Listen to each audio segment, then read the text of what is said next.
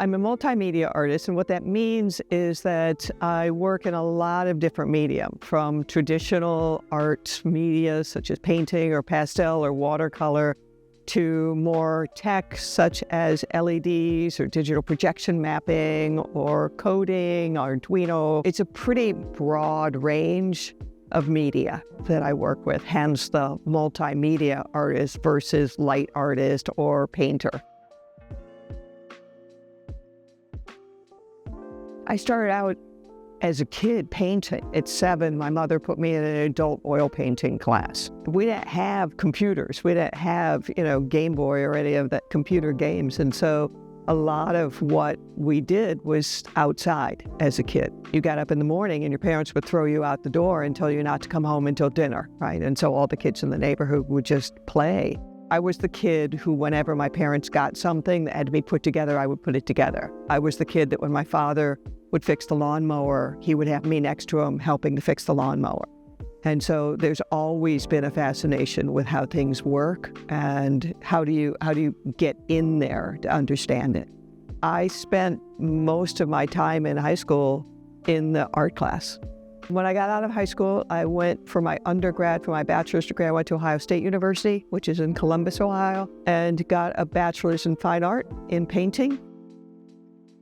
And then I went on to get my graduate degree at the University of Wisconsin in Madison.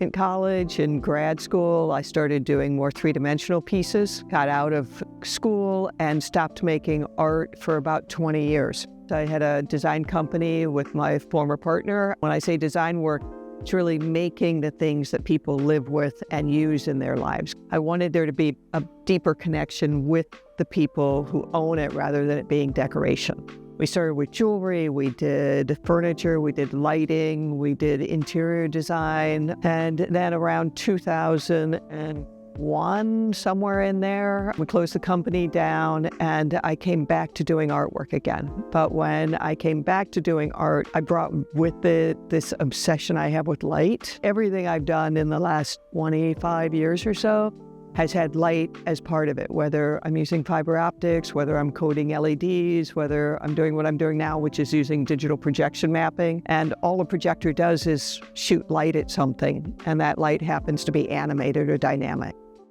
We can resize it, by doing this so that if we need to line it up perfectly, we can do that. And then what I do is I come in and I find different videos. This one, we ended up using some little bubbles in part of the painting. And then along the top piece of it, I put in a video of some grass that's kind of just blowing in the wind. So that's how we're doing the projection mapping, using the projection mapping software. We're going to talk a little bit about some of the work that I've done using Arduino, which is a microcomputer where you're coding LEDs. I did a whole series of these pieces that kind of look like it's a video that's happening in there, right?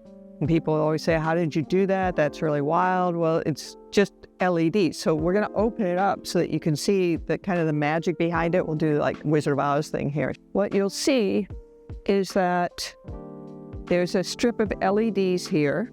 Okay, I'll turn it on in a second. This is basically like a piece of tracing paper or vellum that acts as a rear projection screen.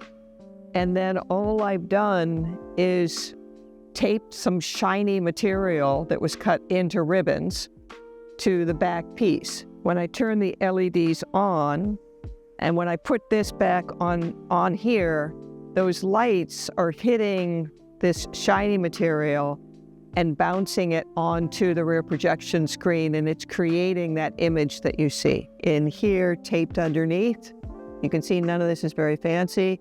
There's a microcomputer here, which is an Arduino, it's all open source, really inexpensive to learn how to use. And then if this goes back into here, there you have the piece again. There's an enormous amount of tutorials that are online that are free. The actual hardware for both the light strip and the Arduino is probably under $30. It's very affordable to do, and it's an open source.